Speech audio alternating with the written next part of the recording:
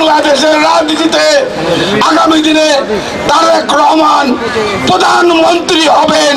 এই তারেক রহমানের ইতিবাচক পদক্ষেপের কারণে বাংলাদেশের রাজনীতিতে আওয়ামী লীগ সহ যারা তারেক রহমানকে